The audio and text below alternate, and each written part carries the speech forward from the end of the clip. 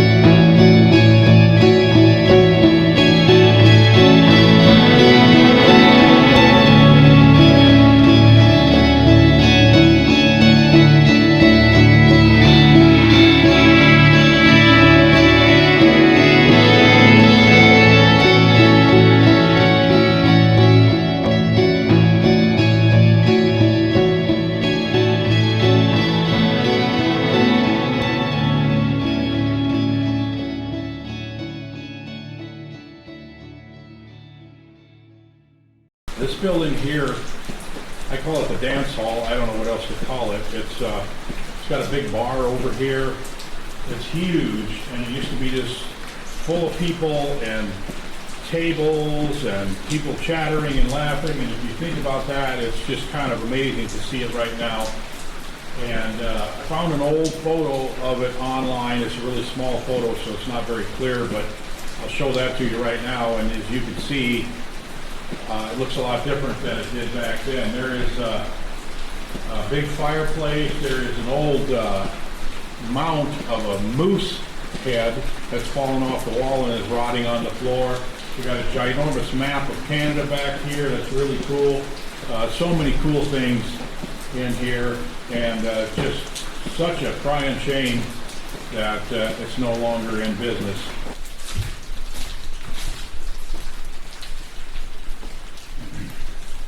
Wow. Wouldn't it be amazing to have a map like this of Canada in your house? That is incredible. This, you can see where people have been putting their fingers all over this area, which is where we are.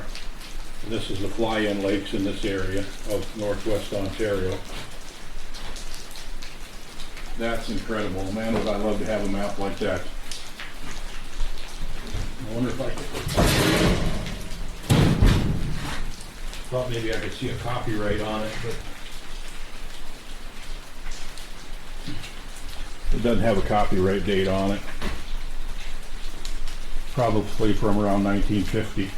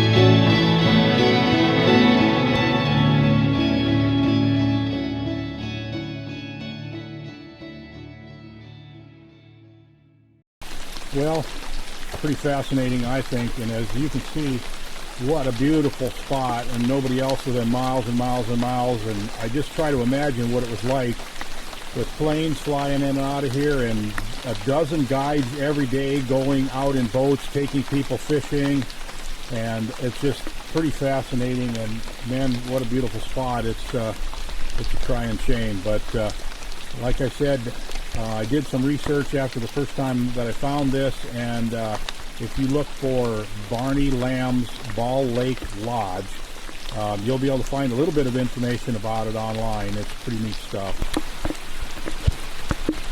Well, it's a lot more beautiful place when the sun is shining, but it's 3 hours back in here, so we're going to get this video for you one way or another, even in the rain. But thank you for joining me on this, and please leave a comment in the comment section below, or if you have a question, I might be able to answer it. I don't know much about it, but it's pretty fascinating stuff, I think. And so thank you for also being a subscriber and following along on this Wilderfish channel. And we're going to head for the truck and get out of here.